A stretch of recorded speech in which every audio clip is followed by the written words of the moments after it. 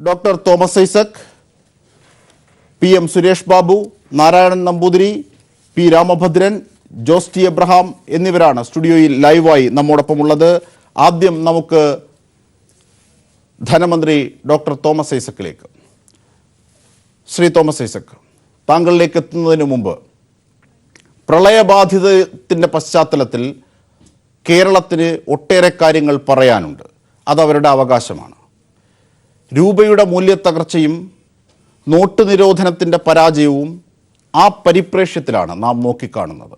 ഇവിടെ ഒരു സാമ്പത്തിക വിദഗ്ധ ഉണ്ടായിരുന്നു, ശ്രീമതി മേരി ജോർജ്. അവർ ആദ്യം ഡിമോണിറ്റൈസേഷനെ അംഗീകരിക്കുകയും സ്വീകരിക്കുകയും ചെയ്തവരാണ്. അവർ ഇന്നലെ ഞങ്ങളോട് മാറ്റിപ്പറഞ്ഞത് ഒന്ന് കേട്ടിട്ട് നമുക്ക് ചർച്ച തുടങ്ങാം. അരുൺ ജെയ്റ്റ്ലി റിസർവ് ബാങ്ക് ഗവർണറെയും വിശ്വാസത്തിലെടുത്തു. പക്ഷെ മൂന്നുപേരും ഒരുപോലെ എന്താ പറയുക, മണ്ടന്മാരായിപ്പോയെന്ന് വേണം എനിക്ക് പറയാനായിട്ട്. അല്ലെങ്കിൽ ഇന്ത്യക്കാരെ മുഴുവനും മണ്ടന്മാരാക്കിക്കൊണ്ട് അവർ ഈ കളി ഇങ്ങനെ കളിക്കില്ലായിരുന്നു. അപ്പോൾ ഒരു പണ്ടൻ തീരുമാനമായി ഇങ്ങനെ ഒന്ന് കൊണ്ടുവരുമെന്ന് ഒരിക്കലും വിചാരിച്ചില്ല. ഇതിന് വേണ്ട മുന്നൊരുക്കങ്ങളൊക്കെ ചെയ്ത് പകരം കറൻസിയൊക്കെ റിസർവ് ബാങ്കിൽ അടിച്ചു വെച്ചിരിക്കുകയാണെന്നാണ് ഞാനൊക്കെ ധരിച്ചിരുന്നത്. ഇത് ആരെ അറിയിക്കാതെ വളരെ രഹസ്യമായിട്ട് ഇദ്ദേഹം കൊണ്ടുവന്നൊരു നടപടിയാണെന്ന് ഒരിക്കലും പ്രതീക്ഷിക്കാനൊക്കില്ല.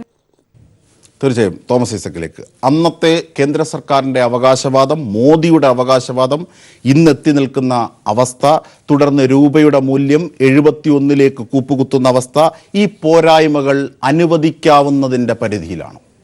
ഇത് പോരായ്മകളാണോ? ശ്രീ തോമസ് ഐസക്. സാധാരണഗതിയിൽ ആധുനിക സമ്പദ് വ്യവസ്ഥയിൽ ഒരു നാണയത്തിൻ്റെ മൂല്യം കുറയുന്നത് വലിയൊരു പ്രശ്നമായിട്ട് വെക്കേണ്ടതില്ല. അപ്പോൾ മൂല്യം കുറയുമ്പോൾ ആൾക്കാർ പറയുക നമ്മൾ ഇറക്കുമതിയുടെ ചിലവ് കൂടും, അപ്പോൾ നമ്മൾ ഇറക്കുമതി ചെയ്യുന്ന കുറയ്ക്കും.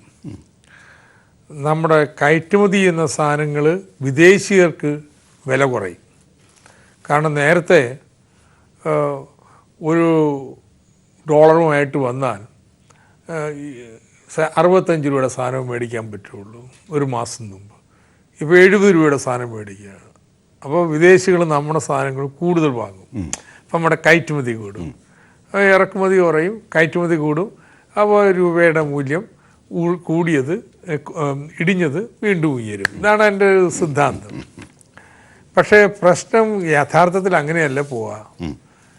ഇപ്പോൾ രൂപയുടെ മൂല്യം എത്ര ഇടിഞ്ഞാലും, ഇനി ഡോളറിൻ്റെ വില 70 അല്ല 80 ആയാലും നമുക്ക് ക്രൂഡ് ഓയിൽ മേടിക്കുന്ന കുറയ്ക്കാൻ പറ്റുമോ? അപ്പോൾ നമ്മളത് മേടിക്കാൻ നിർബന്ധിതരാണ്. അപ്പം നമ്മുടെ ഇറക്കുമതി ചെലവ് കുത്തിനെ ഉയരുക എന്നുള്ളതായിരിക്കും ഫലം. രണ്ടാമത്തത്, നമ്മുടെ രൂപയുടെ മൂല്യം ഇടിയുമ്പോൾ നമ്മുടെ കയറ്റുമതിക്ക് ഒരു അഡ്വാൻറ്റേജ് ഉണ്ട്, ഇല്ലെന്ന് പറയണ്ട. പക്ഷേ വിദേശികൾ നമ്മളിന്ന് വാങ്ങുന്നില്ലെങ്കിലോ? വില കുറഞ്ഞുകൊണ്ട് മാത്രം വാങ്ങണമെന്നില്ലല്ലോ. ഇല്ല.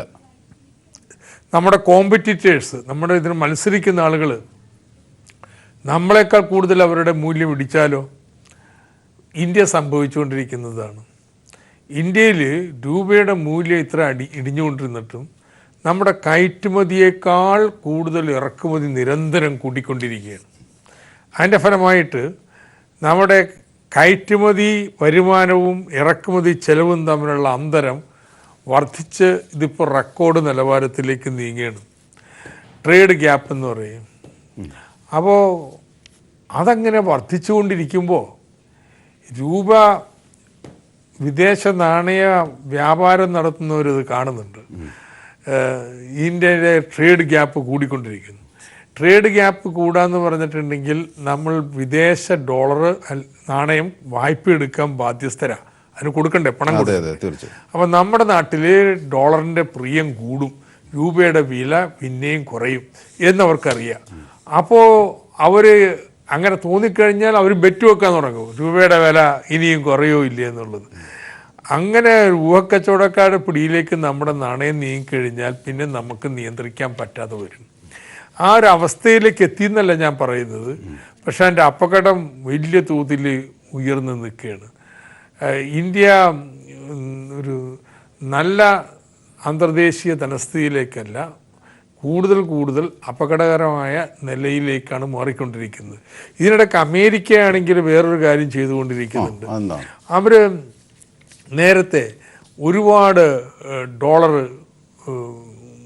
ഈ അവരുടെ ബാങ്കുകളൊക്കെ തുറന്നപ്പോൾ ഒരുപാട് ഡോളർ പുറത്തേക്ക് അടിച്ചു കൊടുത്തിരുന്നു,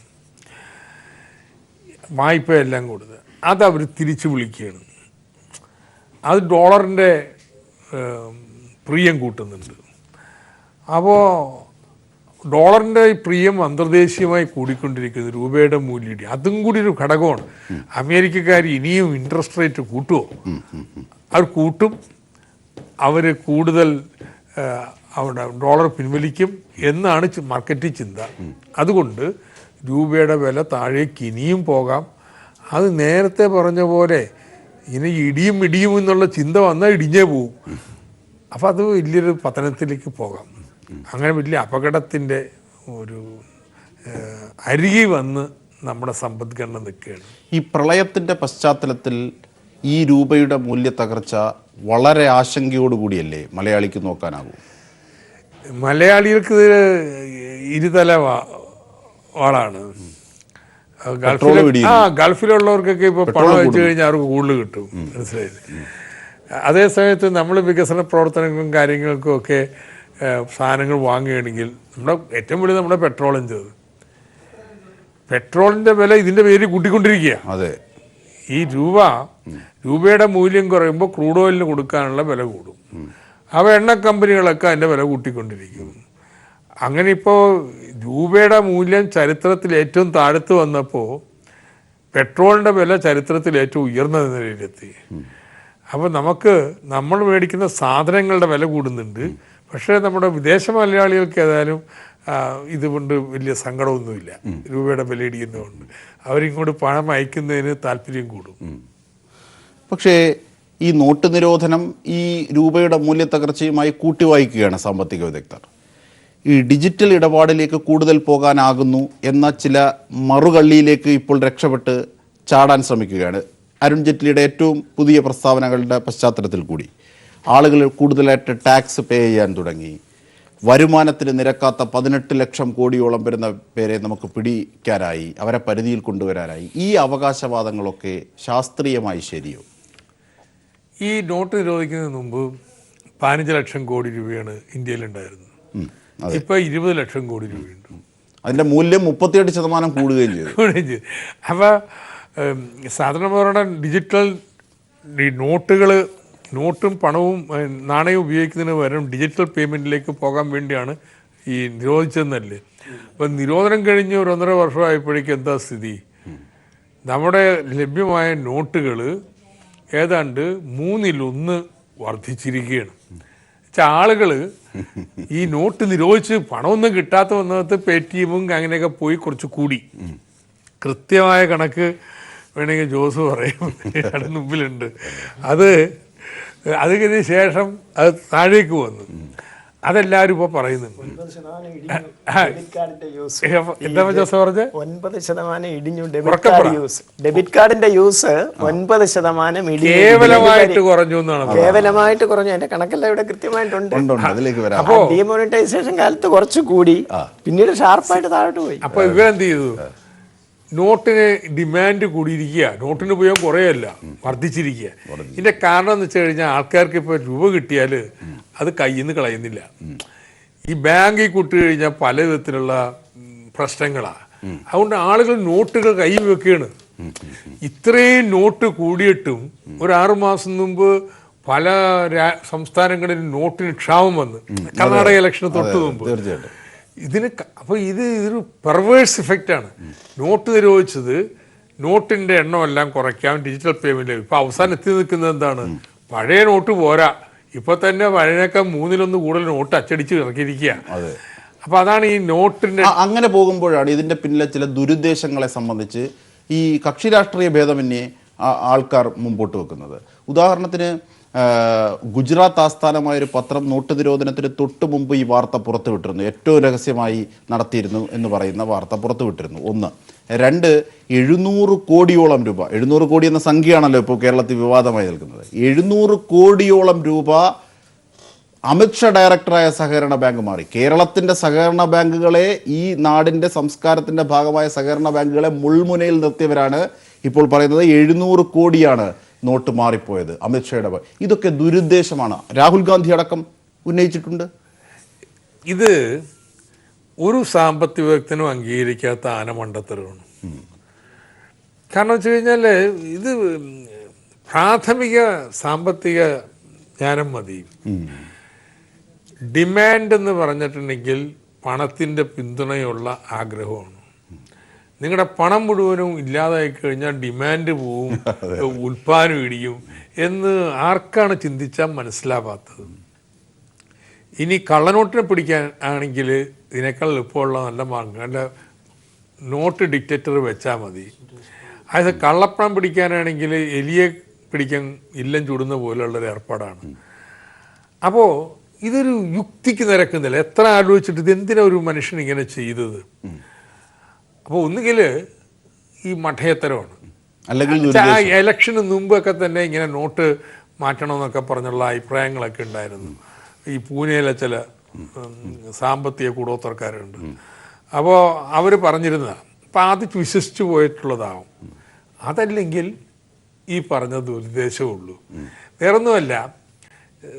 ഈ വടക്കേന്ത്യയിലെയൊക്കെ പല പാർട്ടികളും, എല്ലാ പാർട്ടികളും ഭീമമായ തോതിൽ ക്യാഷ് കയ്യിൽ ഇലക്ഷനൊക്കെ വേണ്ടി ശേഖരിക്കുക എല്ലാവർക്കും അറിയാവുന്ന കാര്യമാണ്. എവിടെയും എല്ലാ പാർട്ടികളും, കമ്മ്യൂണിസ്റ്റ് പാർട്ടിക്കില്ല എന്നുള്ള പറയും. ഞാൻ തറപ്പിച്ച് ഞാൻ പറഞ്ഞേക്കാം. എന്ന് മാത്രമല്ല, ഇങ്ങനെ കാശിൻ്റെ എല്ലാം സ്രോതസ് കാണിക്കണമെന്നാണ്. കാശിൻ്റെ ഇലക്ട്രൽ റിഫോം എന്നും പറഞ്ഞുകൊണ്ടിരിക്കുന്ന കാശ് എവിടെ നിന്നെടുത്താലും ആരിൽ നിന്ന് കിട്ടിയെന്ന് പറയണ്ട എന്നുള്ളതാണ്. അപ്പോൾ അതൊക്കെ മാറ്റണമെന്നുള്ള ഡിമാൻഡ് ചെയ്യുന്ന ഏക പാർട്ടി കമ്മ്യൂണിസ്റ്റ് പാർട്ടിയാണ്. അപ്പോൾ ഈ നോട്ട് നിരോധനത്തിലൂടെ ബാക്കിയുള്ള പാർട്ടിക്കാരെയൊക്കെ പാപ്പരാക്കാം. BJP മാത്രം നേരത്തെ അറിവുള്ളത് കൊണ്ട് ഈ നോട്ട് വെളുപ്പിച്ച് മാറ്റി വെക്കാം. ഫലത്തിൽ അങ്ങനല്ലേ കാണുന്നത്? ഈ ഒന്നുകിൽ മണ്ടത്തരമാണ്, അതല്ലെങ്കിൽ ഇങ്ങനത്തെ എന്തെങ്കിലും. ഞാനിപ്പോൾ ഒരു ആരോപണം ഉന്നയിക്കുന്നില്ല, ഇത് രണ്ടിലേതെങ്കിലും ഒന്നാണ്. പക്ഷെ എനിക്ക് ഇത്ര വലിയ മണ്ടന്മാരാണെന്ന് വിശ്വസിക്കാൻ പ്രയാസം. തീർച്ചയായും അദ്ദേഹത്തിൻ്റെ പരിമിതിയിൽ നിന്നുകൊണ്ടാണ് പറയുന്നത്. പ്രത്യേകിച്ച് കേന്ദ്ര സഹായങ്ങളൊക്കെ വേണ്ട ഒരു കാലഘട്ടത്തിൽ കൂടുതൽ ആക്രമിക്കുന്നില്ല എന്നും കരുതാം. ശ്രീ നാരായണൻ നമ്പൂതിരി, BJP വക്താവ്, അതായത് താങ്കളിലേക്ക് വരുന്നതിന് മുമ്പ് നമ്മുടെ പ്രിയപ്പെട്ട ധനമന്ത്രി മുമ്പോട്ട് വെച്ചത്, ഇന്ത്യയിലെ ഏറ്റവും വലിയ ധനകാര്യ വിദഗ്ധൻ കൂടിയാണ് അദ്ദേഹം മുമ്പോട്ട് വെച്ച പല കാര്യങ്ങളുണ്ട്. ഒരു പക്ഷാഭേദവുമില്ലാതെ കൃത്യമായി നിഷ്പക്ഷമായാണ് അദ്ദേഹം ഈ വിഷയങ്ങളെ വിലയിരുത്താൻ ശ്രമിച്ചത്. നമുക്ക് നരേന്ദ്രമോദിയുടെ തന്നെ പഴയ ഒരു വാക്കുകൾ കേൾക്കാം. നരേന്ദ്രമോദി പണ്ട് പറഞ്ഞ ഒരു കാര്യം, നോട്ട് നിരോധനം അല്ലെങ്കിൽ നോട്ടിൻ്റെ മൂല്യം ഇപ്പോൾ കുറഞ്ഞൊരു ഘട്ടത്തിൽ, 71 ചരിത്രത്തിലാദ്യമായി കൂപ്പുകുത്തിയ ഒരു ഘട്ടത്തിൽ മോഡിയുടെ ആ പഴയ വാക്കുകളിലേക്ക് പോകാം. എന്നിട്ട് നാരായണൻ നമ്പൂതിരിലേക്ക് വരാം, മോഡിയുടെ ആ പഴയ വാക്കുകളിലേക്ക്. ऐसे नहीं होता मित्रों, बैठा हूं, मुझे मालूम है इस प्रकार से रुपया इतनी तेजी से गिर नहीं सकता. अरे नेपाल का रुपया नहीं गिरता है, बांग्लादेश की करेंसी नहीं गिरती है, पाकिस्तान की करेंसी नहीं गिरती, श्रीलंका की करेंसी नहीं गिरती. क्या कारण है हिंदुस्तान का रुपया पतला होता जा रहा है? ശ്രീ നാരായണൻ നമ്പൂതിരി, എനിക്കും ചോദിക്കാനുള്ളത് ഇതാണ്. പഴയ മോഡി ചോദിച്ചത്, എന്തുകൊണ്ടാണ് ബംഗ്ലാദേശിൻ്റെയും നേപ്പാളിൻ്റെയും ഒന്നും മൂല്യം ഇങ്ങനെ ഇടിയാതെ ഭാരതമാതാവിൻ്റെ നോട്ടിൻ്റെ മൂല്യം മാത്രം ഇങ്ങനെ ഇടിയുന്നത്? ഇത് മോഡി പണ്ട് ചോദിച്ചതാണ്. അതാണ് എനിക്ക് ഈ ഘട്ടത്തിൽ ചോദിക്കാനുള്ളത്. ശ്രീ നാരായണൻ നമ്പൂതിരി, 2013 മൂല്യത്തകർച്ചയുടെ ഭാഗമായി നടന്ന ചർച്ചയിലാണ് ശ്രീ നരേന്ദ്രമോദി പ്രസംഗിച്ചത് എന്നാണ് ഞാൻ മനസ്സിലാക്കുന്നത്. പ്രധാനമന്ത്രിയാകുന്നതിന് 2018 മൂല്യത്തകർച്ചയ്ക്ക്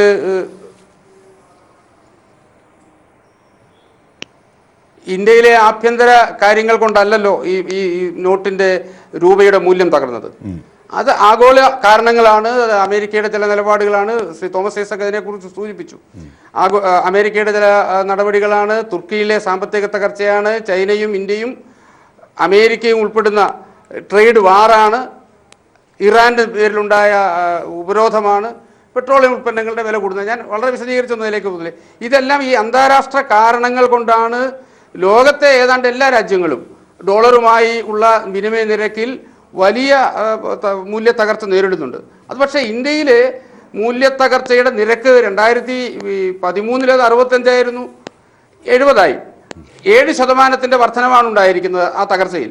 പക്ഷേ റഷ്യ ഉൾപ്പെടെയുള്ള മറ്റു രാജ്യങ്ങൾ എടുക്കുമ്പോൾ 50%, ഈവൻ ചൈന പോലും 12% നിരക്ക് വ്യത്യാസം ചൈന പോലും അനുഭവിക്കുന്നുണ്ട്. അപ്പോൾ ഇതൊരു അന്താരാഷ്ട്ര പ്രതിഭാസമാണ്. അതിന് ഇന്ത്യക്ക് പുറത്തുള്ള പല കാരണങ്ങൾ കൊണ്ടാണ് ഈ മൂല്യത്തകർച്ച ഉണ്ടായത്.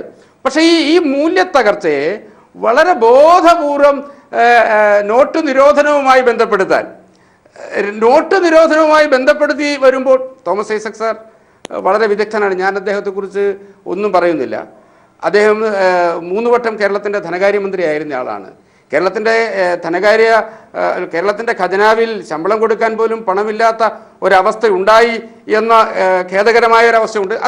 അത് ഓരോരുത്തരുടെ ധനകാര്യ മാനേജ്മെന്റാണ്. ഞാൻ അതിനെക്കുറിച്ചൊന്നും മറുപടി പറയുന്നില്ല. പക്ഷേ ഞാൻ പറയട്ടെ, പറഞ്ഞോളൂ ശ്രീ നമ്പൂതിരി. ഈ ഓണക്കാലത്ത് പ്രളയ ദുരിതം വന്നില്ലായിരുന്നെങ്കിൽ കടമെടുക്കേണ്ട സാഹചര്യം ഇതിനു മുമ്പുണ്ടായിട്ടുണ്ട്. തോമസ് ഐസക്കിന്റെ മാത്രം അദ്ദേഹത്തിന്റെ മാത്രം കുഴപ്പമൊന്നുമില്ല.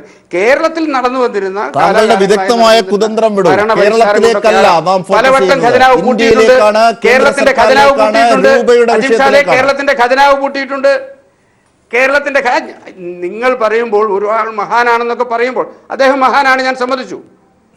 ഞാൻ തോമസ് ഐസക് സാറിനെ കുറിച്ച് ഞാൻ പറഞ്ഞത്, കേരളത്തിലെ ഇത്രയേറെ വിദഗ്ധന്മാരുണ്ടായിട്ടും നമ്മുടെ ഖജനാവിൽ പൂട്ടേണ്ട ഗതികേട് പലവട്ടം ഉണ്ടായിട്ടുണ്ട്. അതൊന്നും പക്ഷേ നോട്ട് നിരോധനത്തിന് ശേഷവും ഇന്ത്യയുടെ സാമ്പത്തിക രംഗം ശക്തമായി തന്നെ നിൽക്കുകയാണ്. ഇന്ത്യയിൽ ഇന്ന് ഈ കഴിഞ്ഞ മാർച്ചിന് ഏപ്രിൽ മെയ് ജൂൺ ഈ 2018-19 സാമ്പത്തിക വർഷത്തെ ആദ്യ ക്വാർട്ടറിൽ നമ്മുടെ സാമ്പത്തിക വളർച്ച 8.2. നോട്ട് നിരോധനം കൊണ്ട് തകർച്ചയുണ്ടായി എന്ന് പറയാം. 2016-ലുണ്ടായ നോട്ട് നിരോധനം കൊണ്ട് തകർച്ചയുണ്ടായി. നമ്മുടെ ആഭ്യന്തര വളർച്ചാ നിരക്ക് 2011 സീരീസിലേക്ക് കാര്യങ്ങളെ കൃത്യമായി കൊണ്ടുവരുന്ന ഒരു സാങ്കേതിക മെത്തഡോളജിയിൽ കാര്യങ്ങളെ പെരുപ്പിച്ച് കാണണ്ട. 8.2 GDP ഒന്നും പറയണ്ട. അതൊക്കെ കൗശിക് ബസുവിനെ പോലുള്ള സാമ്പത്തിക വിദഗ്ധർ പൊളിച്ചു കാട്ടി. നമുക്ക് വിഷയത്തിലേക്ക് വരാം. ശ്രീ നാരായണൻ നമ്പൂതിരി, 99.3% നോട്ടുകളും തിരിച്ചെത്തി. നോട്ട് അടിക്കുന്നത് പോലും ഒരു ബഡ്ജറ്റായി മാറിയ ഒരു സാഹചര്യം. അജിംഷാദെ, ഞാൻ പറയേണ്ടത് സർക്കാരിന്റെ കണക്കല്ലേ. ഇന്ത്യ അംഗീകരിച്ച ഇന്ത്യയുടെ സാമ്പത്തിക വളർച്ചാ നിരക്ക് ഈ സാമ്പത്തിക വർഷത്തിന്റെ ആദ്യത്തെ ക്വാർട്ടറിൽ 8.2% കളികളാണ് ഞാൻ പറഞ്ഞത്. അത് ലോകബാങ്കും മോഡീസും അടക്കമുള്ള സാമ്പത്തിക സംവിധാനങ്ങൾ അംഗീകരിച്ചിരിക്കുന്നു. പക്ഷെ എന്നിട്ടും രൂപയുടെ മൂല്യം ഇടിയുന്നുണ്ട്. പെട്രോൾ വില വർദ്ധിക്കുന്ന ഒരു സാഹചര്യത്തിൽ അത് പിടിച്ചു നിർത്താൻ കഴിയാത്തതുണ്ട്. ഈ സാഹചര്യങ്ങൾ മനുഷ്യൻ നേരിട്ട് അനുഭവിക്കുന്നതാണ്. പ്രത്യേകിച്ച് പ്രളയകാലത്ത് നിൽക്കുമ്പോൾ മലയാളിയായ BJP നേതാവിനോട് എനിക്ക് ചോദിക്കാനുള്ളത്, ഈ പ്രതിസന്ധികൾക്ക് എണ്ണ പകരാനല്ലാതെ എന്തെങ്കിലും രീതിയിൽ പ്രതിരോധത്തിന് കേന്ദ്ര സർക്കാരിന് കഴിയുന്നുണ്ടോ? ആ ഷാർപ്പായ ഉത്തരത്തിലേക്ക്. ഈ പ്രതിസന്ധിയിൽ, ഈ പ്രളയകാലത്തെ പ്രതിസന്ധിയിൽ ഇത്തരത്തിൽ രൂപയുടെ മൂല്യം ഇടിയുന്നത് അടക്കമുള്ള, പെട്രോളിന്റെ വില വർദ്ധിക്കുന്നത് അടക്കമുള്ളതൊക്കെ ആഗോള വിപണിയിലേക്ക് പഴിചാരുമ്പോൾ മോദി മുമ്പ് പറഞ്ഞതുപോലെ ഇന്ത്യയുടെ മാത്രം രൂപയുടെ മൂല്യം എന്താണ് ഇങ്ങനെ ഇടിഞ്ഞു പോകുന്നത്, ഭാരതമാതാവിന്റെ രൂപയുടെ മൂല്യം മാത്രം എന്താണ് ഇങ്ങനെ ഇടിഞ്ഞു പോകുന്നതെന്ന പ്രസംഗമാണ് ഞാൻ താങ്കളെ ആദ്യം കേൾപ്പിച്ചത്. ഷാർപ്പായി അതിലേക്ക് വരൂ. ഈ പ്രതിസന്ധിയുടെ കാലത്ത് അത് പിടിച്ചു നിർത്താൻ നിങ്ങളുടെ ധനകാര്യ വിദഗ്ധർ എന്ത് ചെയ്തു? മോദി സർക്കാർ എന്ത് ചെയ്യുന്നു? ലോകത്തെ എല്ലാ ശക്തികളും, ലോകത്തെ എല്ലാ രാജ്യങ്ങളും ഇന്ന് ഈ രൂപ അവരവരുടെ വിനിമയ നിരക്കിലുള്ള വ്യത്യാസത്തിൽ അവരുടെ തുക ഡോളറുമായുള്ള വിനിമയ നിരക്കിൽ തകർച്ച നേരിടുകയാണ്. ഞാൻ അതാണ് സൂചിപ്പിച്ചത്. ചൈനയിൽ ഈ നിരക്ക് 12% തകർച്ചയുണ്ടായി. ചൈനീസ് രൂപയുടെ മൂല്യം കുറഞ്ഞു. അത് റഷ്യയിലെ 50% കുറഞ്ഞു. ലോകത്തെ എല്ലാ രാജ്യങ്ങളും ഇതൊരു അന്താരാഷ്ട്ര തലത്തിലുണ്ടായ ചില നടപടികളുടെ ഭാഗമായി നേരത്തെ മോദി പറഞ്ഞിരുന്ന രാഷ്ട്രീയത്തെ കൂടി ഇവിടെ കാണണം. വിനിമയ നിരക്കിലുള്ള വ്യത്യാസം നിങ്ങൾ പ്രളയവുമായി ബന്ധപ്പെട്ട് എനിക്ക് മനസ്സിലാവുന്നില്ല. മിനിസ്റ്റർ പറയട്ടെ, കൈരളി മിനിസ്റ്റർ പറയട്ടെ, അതിന് ലക്ഷ്യം മറുപടിയുണ്ട്, എന്താണ്? അതിന് കൈരളി മറുപടിയുണ്ട്. TV എന്താണ് ശ്രീ ചർച്ച ചെയ്യുന്നത്? ചൈനയുടെ പ്രളയവും നിരക്ക് രൂപയുടെ വിനിമയ നിരക്ക് തമ്മിൽ എന്ത് യഥാർത്ഥത്തിൽ ബന്ധമാണ്? ശ്രീ കുറയുന്നില്ല. നമ്പൂതിരി പ്ലീസ്. എനിക്ക് മനസ്സിലായി. ചൈനയുടെ വ്യാപാര മിച്ചം ക്രമാതീതമായിട്ട് വർദ്ധിച്ചതുകൊണ്ട് അമേരിക്ക ചൈനയുമായിട്ട് വലിയൊരു വ്യാപാര യുദ്ധത്തിലേക്ക് നീങ്ങുകയാണ്. അപ്പോൾ വളരെ ബോധപൂർവം അമേരിക്കൻ നീക്കത്തിനെതിരായിട്ട് ചൈന സ്വീകരിക്കുന്നൊരു നടപടിയാണ് ചൈനീസ് നാണയം. ഇദ്ദേഹം പറയുന്ന പോലെ ഡോളർ വശത്ത് ബാക്കിയെല്ലാം താഴേക്കെന്നുള്ളതല്ല. ഡോളർ ഉയരുന്നുണ്ട്, ലോകത്തെ പല രാജ്യങ്ങളുടെയും നാണയങ്ങൾ ഉയരുന്നുണ്ട്, ഇന്ത്യയുടേത് താഴ്ന്നു പോകുന്നു. ഇന്ത്യയുടെ താഴ്ചയാവട്ടെ നേപ്പാളിനേക്കാളും ബംഗ്ലാദേശിനേക്കാളും എല്ലാം മോശമായ സ്ഥിതിയിലാണ്. പെട്രോളിന്റെ വിലയും അതെ. ഇതിന്റെ ഏറ്റവും പ്രധാനപ്പെട്ട കാരണം ഇന്ത്യയുടെ വ്യാപാര കമ്മി ഉയരുന്നു എന്നുള്ളതാണ്. ഇന്ത്യയുടെ വ്യാപാര കമ്മി ഉയരുന്നതിന് കാരണം ഇന്ത്യയുടെ മേക്ക് ഇൻ ഇന്ത്യ, മോഡിയുടെ മേക്ക് ഇൻ ഇന്ത്യ പരിപാടിയുടെ സമ്പൂർണ്ണ പരാജയമാണ്. ഇന്ത്യ ഒരുപാട് കാര്യങ്ങൾ ഇന്ത്യയിൽ ഉണ്ടാക്കിയിട്ട് അത് വിദേശ കമ്പനികളുടെ സഹായത്തോടെ അങ്ങനെ ഉണ്ടാക്കിയിട്ട് അത് കയറ്റുമതി ചെയ്ത് നമ്മുടെ വ്യാപാര കമ്മി കുറക്കാം എന്നുള്ളതാണ് ഈ മേക്ക് ഇൻ ഇന്ത്യ പരിപാടിയുടെ ലക്ഷ്യം. എന്നാൽ മേക്ക് ഇൻ ഇന്ത്യ പരിപാടി എന്ന് പറഞ്ഞിട്ടുണ്ടെങ്കിൽ വിദേശത്തു നിന്ന് സാധനങ്ങൾ ഇങ്ങോട്ട് ഇറക്കുമതി ചെയ്യുക, ഇവിടെ ഉണ്ടാക്കി ഇവിടെ അസംബിൾ ചെയ്ത് വിൽക്കുന്നൊരു ഏർപ്പാടായിട്ട് മാറിയിരിക്കുകയാണ്. അതുകൊണ്ട് ഇതുകൊണ്ടാണ് ടോട്ടൽ ഫെയിലിയർ, പരിപൂർണ പരാജയം മേക്ക് ഇൻ ഇന്ത്യ പരിപാടിയുടെ ഫലമായിട്ടാണ് ഇന്ന് നമ്മുടെ കയറ്റുമതി കൂടാത്തത്. അതുകൊണ്ടാണ് നമ്മുടെ വ്യാപാര കമ്മി വർദ്ധിക്കുന്നത്. ഈ വ്യാപാര കമ്മി വർദ്ധിക്കുന്നതാണ് നമ്മുടെ രൂപയുടെ മൂല്യം ഇടിയുന്നതിനുള്ള ഏറ്റവും പ്രധാനപ്പെട്ട കാരണം. കാതലായി അടിവരയിട്ട് അദ്ദേഹം അതിന് മറുപടി പറയുകയും ചെയ്തു. ശ്രീ രാമഭദ്രൻ. അല്ല, ശ്രീ നമ്പൂതിരി പറഞ്ഞ ഒരു പ്രധാനപ്പെട്ട ആരോപണം ഈ രൂപയുടെ മൂല്യം ഇടിഞ്ഞത് ഒരു അന്തർദേശീയ പ്രശ്നമാണ്. അത് ഐസക് സാറിന്റെ ഒരു നിലപാടെന്ന് പറഞ്ഞാൽ കൊള്ളാം. അന്തർദേശീയ നാണയങ്ങൾ പണ്ടൊക്കെയാണ് നമ്മുടെ നാണയങ്ങളുടെ വില ഏതെങ്കിലും ഒരു നിലവാരത്തിൽ തുടർച്ചയായിട്ട് നിർത്തിക്കൊണ്ടിരുന്നത്. ഇപ്പം അങ്ങനെയല്ല. ലോകത്തെമ്പാടും നാണയങ്ങളുടെ മൂല്യം ഉയരുകയും താഴുകയും ചെയ്യും. പക്ഷേ ഏതെങ്കിലും നാണയത്തിൻ്റെ മൂല്യം കുറച്ച് താന്നിട്ടും അവിടെ നിൽക്കാതെ തുടർച്ചയായിട്ട് താന്നുകൊണ്ടിരിക്കുമ്പോൾ അവിടെ വലിയ അപകടം പതിയിരിപ്പുണ്ട്. അതാണ് ഞാൻ പറഞ്ഞത്. അതിലേക്കാണ് ഇന്ത്യ. എന്താണെന്നറിയാമോ, ഏഷ്യൻ കറൻസികളിൽ ഏറ്റവും കൂടുതൽ ഇടിഞ്ഞിരിക്കുന്നത് ഇന്ത്യയുടെ കറൻസി. ഇന്ത്യയുടെ കറൻസി 11% ഇടിഞ്ഞു. ഇന്തോനേഷ്യയുടെ കറൻസി 7%. ചൈനയുടെ നമ്പൂതിരി പറഞ്ഞതിനകത്ത് തെറ്റുണ്ട്. എന്ന് വെച്ചാൽ 5.5% ഈ പീരീഡിലെ ഇടിവ്. 5.5% ചൈനയുടെ ഇടിഞ്ഞിട്ടുള്ളൂ. അത് കൺട്രോൾഡായിട്ട് അവർ ഐസക് സാബ് പറഞ്ഞ പോലെ അതിൻ്റെ ഒരു നിയന്ത്രണത്തിൽ നിർത്തുന്ന ഒരു സംവിധാനത്തിലാണ് അവർ ചെയ്യുന്നത്. എന്ന് തന്നെ ഇന്ത്യയുടെ കറൻസിക്ക് വേറൊരു സംഭവം പറ്റിയിട്ടുണ്ട്. മിഡിൽ ഈസ്റ്റിലെ എല്ലാ കറൻസികളുമായിട്ട്, അത് മുമ്പേ പറഞ്ഞൊരു വിഷയമുണ്ട്, നമ്മുടെ ജോലിക്കാർക്ക് സഹായമാണ്. പക്ഷെ മിഡിൽ ഈസ്റ്റിലെ എല്ലാ കറൻസികളുമായിട്ടും ഇന്ത്യയുടെ കറൻസി ഇടിഞ്ഞു. അത് മാത്രമല്ല യൂറോപ്പിലെ എല്ലാ കറൻസികളുമായിട്ടും യൂറോ ഉൾപ്പെടെയുള്ള കറൻസിയായിട്ടും ഇന്ത്യയുടെ ഇത് ഇടിഞ്ഞു. ഈ പ്രശ്നം ഈ ട്രേഡ് മനസ്സിലാക്കിയതും ഞാൻ വായിച്ചതും ചൈനയ്ക്ക് 12% മൂല്യത്തകർച്ച ഉണ്ടായി എന്നാണ്. അതാണ് അത് മോദി, അതായത് സിമ്പിളാണ്. അതായത് മോദി പ്രതിപക്ഷത്തിരിക്കുമ്പോൾ അല്ലെങ്കിൽ BJP പ്രതിപക്ഷത്തിരിക്കുമ്പോൾ ഭാരതത്തിന്റെ മൂല്യം എന്തുകൊണ്ട് ഇടിയുന്നു എന്നുള്ളത് പ്രസംഗിക്കാം. ഗുജറാത്തിൽ ഇലക്ഷൻ നടക്കുമ്പോൾ തൊട്ടടുത്ത് അത് മൻമോഹൻ സിംഗിനെ പോലെ മഹാനായ ഒരു മനുഷ്യൻ പാക് ചാരനാണെന്ന് സൂചിപ്പിക്കുന്ന രീതിയിൽ ധ്വനി വരുന്ന രീതിയിൽ പ്രസംഗിക്കാം. ഈ ഗിമ്മിക്കുകളുടെ തുടർച്ചയാണ് എല്ലാ അർത്ഥത്തിലും ഇന്ത്യ അനുഭവിക്കുന്നതെന്നാണ് ഇവിടെ ക്രോഡീകരിക്കുമ്പോൾ എനിക്ക് മുമ്പോട്ട് വെക്കാറുള്ളത്. ശ്രീ PM സുരേഷ് ബാബുവിലേക്ക്. ശ്രീ PM സുരേഷ് ബാബു, സാമ്ന തന്നെ ഇന്ന് എഴുതി, ശിവസേനയുടെ മുഖപത്രമായ സാമ്ന തന്നെ ഇന്ന് എഴുതിയത് ദേശസ്നേഹമാണോ അരാജകത്വമാണോ ഈ മോദി സർക്കാർ വളർത്തിയത് രൂപയുടെ മൂല്യത്തകർച്ച തകരുന്ന ഒരു വേളയിൽ? പക്ഷേ BJP വക്താവ് മാത്രം അതേ സംബന്ധിച്ച് സൂചിപ്പിക്കുന്നത് അത് ആഗോള പ്രതിസന്ധിയുടെ ആഗോള വിപണിയുടെ മുഴുവൻ ഭാഗമായതുകൊണ്ടാണ്. അങ്ങനെയാണോ കോൺഗ്രസ് അതിനെ കാണുന്നത്?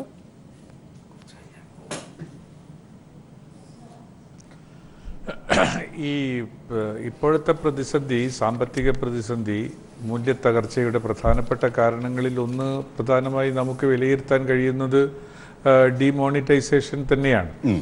ഡിമോണിറ്റൈസേഷനെ സംബന്ധിച്ചിടത്തോളം ചില പ്രബലമായ സംശയങ്ങൾ അന്ന് മുതലേ എൻ്റെ മനസ്സിലുണ്ട്, പൊതുസമൂഹത്തിൻ്റെ ഇടയിൽ ചർച്ചയുമുണ്ട്. ഒരു ദിവസം 2016 നവംബർ 8-ാം തീയതി, നവംബർ മാസം 8-ാം തീയതി രാത്രിയിലാണ് ഡിമോണിറ്റൈസേഷൻ എന്ന ഒരു വലിയ ദുരന്തം നമ്മുടെ മേൽ നമ്മുടെ പ്രധാനമന്ത്രി പ്രഖ്യാപിക്കുന്നത്. അത് കഴിഞ്ഞ് അരമണിക്കൂർ കഴിയുമ്പോൾ തന്നെ 2000-ൻ്റെ നോട്ടുകൾ എല്ലാ സ്ഥലങ്ങളിലേക്കും വരികയാണ്. ഇന്ത്യയിലെ കറൻസി പ്രിൻറ്റിങ്ങിനെ സംബന്ധിച്ചിടത്തോളം ചില നിയമങ്ങളുണ്ട്, ചില അടിസ്ഥാനപരമായ തത്വങ്ങളുണ്ട്. എത്ര കറൻസി അടിക്കുന്നു ആ അടിക്കുന്ന കറൻസിക്ക് തുല്യമായ ഗോൾഡ് റിസർവ് നമ്മുടെ രാജ്യത്തുണ്ടാകണം. ഇപ്പോൾ അങ്ങനെയുണ്ട്. പിന്നീട് കഴിഞ്ഞ ചിദംബരത്തിൻ്റെ കാലഘട്ടങ്ങളിൽ ആ ഗോൾഡ് റിസർവ് കഴിയാതെ വരുന്നതാണെങ്കിൽ അതനുസരിച്ചിട്ടുള്ള ഒരു ബോണ്ട് രാജ്യത്തിൻ്റെ ഗവൺമെൻറ്റിൻ്റെ കൈകളിൽ ഉണ്ടാകണം. അങ്ങനെ എന്തെങ്കിലും ഉണ്ടായിട്ടുണ്ടോ? ഉണ്ടെങ്കിൽ അത് ഏത് തലത്തിലുള്ളതാണ്? റിസർവ് ബാങ്ക് പറയുന്നത് ഞങ്ങളൊന്നും അറിഞ്ഞിട്ടില്ല. റിസർവ് ബാങ്കിൻ്റെ അധിപൻ പറഞ്ഞത് ഞങ്ങൾ ഈ കാര്യത്തെക്കുറിച്ചൊന്നും അറിയില്ല, ഞങ്ങളുടെ ഭാഗത്ത് ഇത്തരം നീക്കങ്ങളൊന്നും ഉണ്ടായിട്ടില്ല.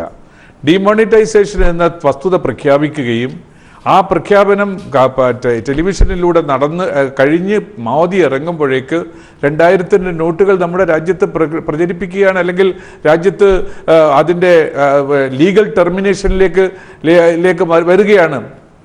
അടിസ്ഥാനപരമായി അന്ന് മുതൽ തന്നെ നിയമരഹിതമായ നടപടികളിലൂടെയാണ് ഇന്ത്യയുടെ സാമ്പത്തിക ഭദ്രതയെ, ഇന്ത്യയുടെ സാമ്പത്തിക മേഖലയെ യൂണിയൻ ഗവൺമെന്റ് കൈകാര്യം ചെയ്തത്. തീർച്ചയായും തൽക്കാലത്തേക്ക് പോകാം. ഒരു കാര്യം കൂടി, അതായത് കോൺഗ്രസ് വക്താവ് കൂടി പറഞ്ഞ ഒരു കാര്യങ്ങളെ സൂചിപ്പിക്കുമ്പോൾ തന്നെ ഈ ഡെമോക്രസിയിൽ ഇങ്ങനെ ചെയ്താൽ ഒരുപക്ഷെ ഭരണഘടനയിൽ ഒന്നുമില്ലായിരിക്കാം, ഇലക്ഷനിലൂടെ മാത്രമേ നമുക്ക് പ്രതികരിക്കാനാകൂ. ഡെമോക്രസിയിൽ ഇങ്ങനെ ഒരു വലിയ തെറ്റിദ്ധാരണ, ഇത്തരത്തിലൊരു ദുരുദ്ദേശത്തിന്റെ വലിയ ആരോപണം, ആശങ്കകൾ നിൽക്കുന്നു, 100 കണക്കിന് പേർ ക്യൂ നിന്ന് മരിക്കുന്നു, രൂപയുടെ മൂല്യം ഇടിയുന്നു. ഈ ഒരു സമയത്ത് ഡെമോക്രസിയിൽ അതിനുള്ള പരിഹാരം എന്ത്? ഡെമോക്രസി അതിനുള്ള പരിഹാരം വോട്ട് മാത്രമാണ്. വോട്ട് മാത്രമാണ്. നേരത്തെ തുടക്കത്തിൽ അങ്ങനെയല്ല.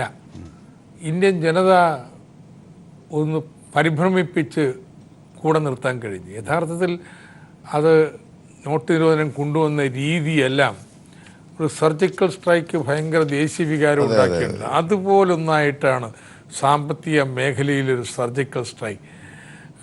എന്ന് മാത്രമല്ല, ഇതുവഴി കുറച്ചധികം പണം കിട്ടുമെന്നും ആണല്ലോ എല്ലായിടത്തും പറഞ്ഞുകൊണ്ടിരുന്നത്. നോട്ടുകളെല്ലാം തിരിച്ചു വരില്ല. അപ്പം ആ മിച്ചം വരുന്ന നോട്ട്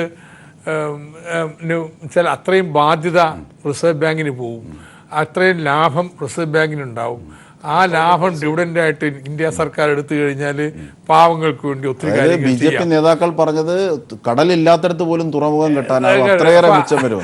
അങ്ങനെയൊക്കെയുള്ള ചിന്തയൊക്കെ ഉള്ളത് കൊണ്ടും ഇങ്ങനെ ജനം പരിഭ്രമിച്ചത് കൊണ്ടും ഇതൊരു വലിയൊരു നടപടിയായിട്ടാണ്. സത്യം പറഞ്ഞാൽ ഞാനതിനെ ആദ്യത്തെ മണിക്കൂറിൽ തന്നെ പരസ്യമായിട്ട് എതിർത്ത് കഴിഞ്ഞപ്പോൾ ഒത്തിരി പേര് എന്നോട് പറഞ്ഞു, ഞാൻ ശരിയാണെങ്കിൽ ഇപ്പം ഇങ്ങനെ പറയാൻ പാടുള്ളൂ, കാരണം മൊത്തത്തിലുള്ള വികാരം നിങ്ങൾക്കെതിരാണല്ലോ എന്നൊക്കെ പറഞ്ഞ വലിയ പ്രധാനപ്പെട്ട ആളുകളും ഉണ്ട്. പ്രധാനപ്പെട്ട ആളുകളുണ്ട്. അത് മാറി. ക്യൂ നിൽക്കലൊക്കെ കഴിഞ്ഞ്, എന്നാലും ക്യൂ നിന്നാലും അവനും ക്യൂ നിൽക്കുന്നുണ്ടല്ലോ എന്നുള്ളതായിരുന്നു. ഇത് ഈ പണക്കാരന് നിൽക്കുന്നുണ്ടല്ലോ എന്നുള്ളതായിരുന്നു പാവപ്പെട്ടവൻ്റെ ഒരു സന്തോഷം. എന്നാൽ കുറച്ച് കഴിഞ്ഞപ്പോൾ എന്തായി, ഈ പണക്കാരനൊന്നൊരു പ്രശ്നവുമില്ല, ഒരു കള്ളപ്പണവും പോയിട്ടില്ല, അവരുടെ കള്ളപ്പണവും എല്ലാം സുന്ദരമായിട്ടിരിക്കുന്നു എന്ന് കണ്ടു കഴിഞ്ഞപ്പോഴത്തേനും നമ്മൾ മണ്ടന്മാരായല്ലോ എന്നൊരു ചിന്തയുണ്ട്. എന്ന് മാത്രമല്ല, അസംഘടിത മേഖലയെ വലിയതായിട്ട് പ്രതികൂലം, ജനസാമാന്യത്തെ ഇത് ഈ എത്ര കർഷക സമരമൊക്കെ ഇന്ത്യയിൽ ഈ രീതിയിൽ വരുന്നതിനൊരു പശ്ചാത്തലം ഇതാണ്. അപ്പോൾ ഇതൊരു രാഷ്ട്രീയ പ്രശ്നമായിട്ട് ഇന്ന് മാറിക്കൊണ്ടിരിക്കുകയാണ്. അതിനൊക്കെ ഓർമ്മിപ്പിക്കുന്ന ഒന്നാണ് ഇന്ന് കഴിഞ്ഞ ദിവസം റിസർവ് ബാങ്ക് എല്ലാ പണവും തിരിച്ചു വന്നു എന്ന് പറഞ്ഞത്. അപ്പോൾ അതുകൊണ്ട് ഇതൊരു സജീവ രാഷ്ട്രീയ പ്രശ്നമായിട്ട് എന്തിനു വേണ്ടി പങ്കപ്പാടൊക്കെ ഞങ്ങളെപ്പെടുത്തി, എന്തിനു വേണ്ടി രാജ്യത്തിൻ്റെ 2 ലക്ഷം കോടി രൂപ ഇത് നഷ്ടപ്പെടുത്തി എന്നുള്ള വലിയ ചോദ്യത്തിന് മറുപടി പറയാതെ വരാൻ പോണ തെരഞ്ഞെടുപ്പിൽ BJPക്ക് മത്സരിക്കാൻ പറ്റത്തില്ല. എന്തിനു വേണ്ടി ഞങ്ങളെ ഈ പെടാപ്പാടുപെടുത്തി എന്ന സാധാരണക്കാരന്റെ ചോദ്യമാണ് ഒരു രാഷ്ട്രീയ പ്രശ്നമായി ഇവിടെ ഉയരാൻ പോകുന്നത്. അതുതന്നെയാണ് എല്ലാവിധ ധനകാര്യ ശാസ്ത്രത്തിൻ്റെയും അടിസ്ഥാനം എന്നാണ് ശ്രീ തോമസ് ഐസക് കുറിച്ചിട്ടത്. രൂപയുടെ മൂല്യത്തകർച്ചയിൽ പ്രളയകാലത്ത് നിന്നുകൊണ്ടാണ് അദ്ദേഹം ഈ കാര്യങ്ങൾ വെളിപ്പെടുത്തുന്നത്. ഇടവേളയ്ക്ക് ശേഷം സമഗ്രമായ ചർച്ച തുടരും. ശ്രീ നമ്പൂതിരി, അതുതന്നെയാണ് ഒരു രാഷ്ട്രീയ പ്രശ്നം. അതായത് എന്തിനു വേണ്ടി ഇത് നിരോധിച്ചു? നോട്ടിൻ്റെ രൂപയുടെ മൂല്യം ഇത്രയേറെ കുറഞ്ഞ ഒരു കൂപ്പുകുത്തുന്ന ഒരു വേളയിൽ ഈ ചോദ്യമാണ് സാധാരണക്കാരൻ മുമ്പോട്ട് വെക്കുന്നത്. അതാണ് ഏറ്റവും വലിയ രാഷ്ട്രീയ പ്രശ്നവും ധനകാര്യ പ്രശ്നവുമായി മുമ്പോട്ട് വെക്കുന്നതെന്നാണ് ശ്രീ തോമസ് ഐസക് സൂചിപ്പിച്ചത്. അതേ സംബന്ധിച്ചുകൂടി ഒപ്പം PM സുരേഷ് ബാബു സൂചിപ്പിച്ച കാര്യങ്ങൾ കൂടി. അല്ല, തോമസ് ഐസക് സാറിനെ സൂചിപ്പിക്കാമല്ലോ. അദ്ദേഹം GSTക്ക് അവിടെ പോയി കൈപൊക്കിയിട്ട് GSTക്ക് എതിരായി ഇവിടെ പറഞ്ഞ ആളാണല്ലോ. അതുകൊണ്ട് തന്നെ അത് അദ്ദേഹത്തിന് സൂചിപ്പിക്കാം.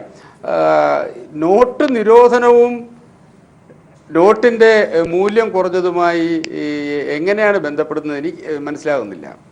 ഒന്ന്, അങ്ങനെയാണെങ്കിൽ 2017 ഈ വലിയ മൂല്യത്തകർച്ച ഉണ്ടാകേണ്ടത്. നമ്മുടെ ഫോറിൻ എക്സ്ചേഞ്ച് റിസർവ് വളരെ ശക്തമാണ്. ഇന്ത്യയുടെ സാമ്പത്തിക സംവിധാനം, സാമ്പത്തിക സ്ഥിതി ഇപ്പോഴും ശക്തമാണ്, ദൃഢമാണ്. ഈ റിക്കാർഡ് ഫോറിൻ എക്സ്ചേഞ്ച് റിസർവാണ് നമുക്കുള്ളത്. അതുകൊണ്ട് ഇന്ത്യയുടെ സാമ്പത്തിക തകർച്ചയൊന്നും ഇതിൻ്റെ പേരിൽ ഉണ്ടാകാൻ, ഒരു സാമ്പത്തിക തകർച്ചയും ഉണ്ടാകാൻ പോകുന്നില്ല. ശരിയാണ്, രൂപയുടെ മൂല്യം കുറയുമ്പോൾ നമ്മളുടെ ഇമ്പോർട്ടിനെ അത് ബാധിക്കുന്നുണ്ട്. ഇതൊക്കെ ശരിയാണ്, അതൊന്നും ഇല്ലയെന്നൊന്നും പറയുന്നില്ല. അത് പരിഹരിക്കാനും അത് കൺട്രോൾ ചെയ്യാനുമുള്ള സംവിധാനങ്ങളും ഭരണകൂടത്തിനുണ്ട്. ഇതിനു മുമ്പും ഇതേപോലെ നോട്ട് മൂല്യം കുറഞ്ഞപ്പോൾ, രൂപയുടെ മൂല്യം കുറഞ്ഞപ്പോൾ അത് കൺട്രോൾ ചെയ്തിട്ടുണ്ട് ഭരണകൂടങ്ങൾ. ഇത് പുതിയൊരു സംഭവം മാത്രമല്ല. 2017 ശ്രീ നമ്പൂതിരി, താങ്കളുടെ പ്രതികരണം സമഗ്രമാകട്ടെ. ശ്രീ തങ്കച്ചൻ, താങ്കൾ ഈ നോട്ട് നിരോധനത്തിന്റെ കാലത്തിൽ തന്നെ പറഞ്ഞതാണ് കള്ളപ്പണം മാത്രമല്ല കള്ള നോട്ട് പോലും മാറിക്കൊണ്ടു പോകും, രാജ്യത്തിന് ഇത് വലിയ നഷ്ടം ഉണ്ടാകുമെന്ന് സൂചിപ്പിച്ച ഒരു വ്യക്തിയാണ് ശ്രീ തങ്കച്ചൻ താങ്കൾ. അതായത് രൂപയുടെ മൂല്യം ഇപ്പോൾ ഇടിയുന്നത് ഈ നോട്ട് നിരോധനവുമായി ബന്ധപ്പെടുത്താനേ ആകില്ല എന്നതാണ്. പക്ഷേ സാമ്പത്തികത്തിന്റെ എല്ലാ കാര്യങ്ങളും പൈസയെ സൂചിപ്പിക്കുന്നത് പോലെ ഒരു ചക്രമാണ് എന്നിരിക്കെ ഇതൊക്കെ ബന്ധപ്പെടുത്താവുന്നതല്ലേ ഉള്ളൂ. എങ്ങനെയാണ് നോട്ട് നിരോധനത്തിന്റെ കാലത്തെ ഇപ്പോൾ താങ്കൾ അനുസ്മരിക്കുന്നത്? ശ്രീ തങ്കച്ചൻ,